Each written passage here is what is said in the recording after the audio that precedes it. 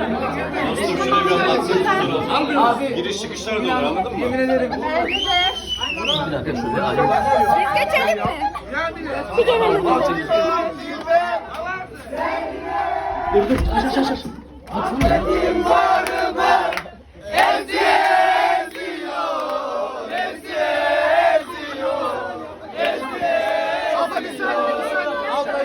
Bir saniye.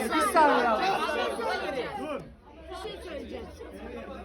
İzdiham yaratmayın. Ben hepinizle bakın. Hepinizle tek. Ya bu Hepinizle tek fotoğraf çekeceğim. Ama birbirinizi zorlamadan. Yoksa çekilmeyeceğim. Alacaklar ama sakin olun. Sırayla. Abiliğini alıyor. Buradan Seviyorum.